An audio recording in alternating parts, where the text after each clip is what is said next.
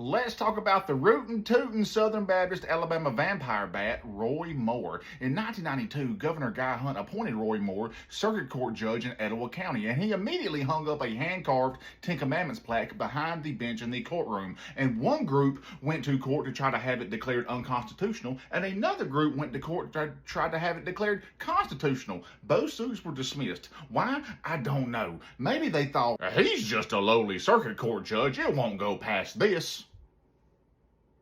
In November of 2000, Roy Moore was elected Alabama's Chief Justice after campaigning as the Ten Commandments judge.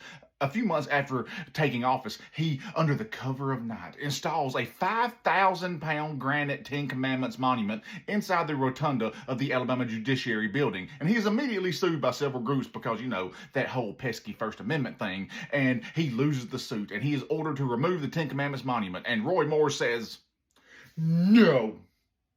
Also, in 2002, Roy Moore said in a child custody case that the state of Alabama will be justified in executing gay men and lesbians in order to protect children.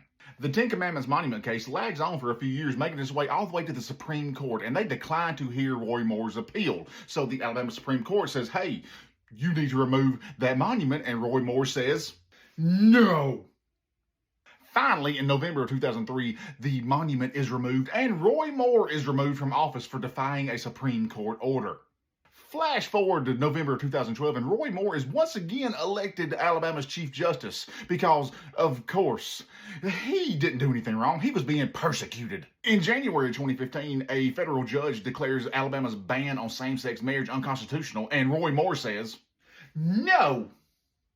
And he orders all state probate judges to uphold the ban. July of 2015, the U.S. Supreme Court declares gay marriage legal, and Roy Moore says, no! And again, he orders all state probate judges to not issue marriage licenses to gay couples. So Roy Moore is removed from office. Again. For defying a Supreme Court order. Flash forward to 2017, and Jeff Sessions becomes Donald Trump's Attorney General, so Alabama has to hold a special election for the Senate. And Roy Moore wins the Republican primary because, of course.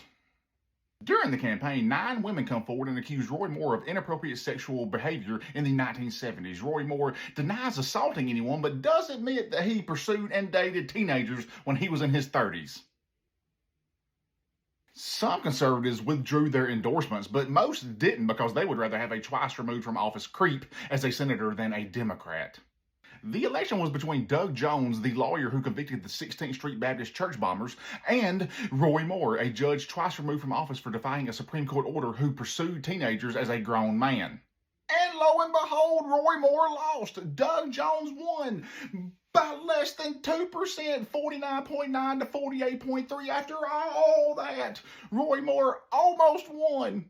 If it hadn't been for independents and black people, especially black women, he would have won. And everyone knows Doug Jones is a woke, radical, socialist, communist, Marxist biochemist who hates Christians and white people. So this is really the story of how Tommy Tuberville became our senator. Thank you for joining me. Hallelujah and roll tide.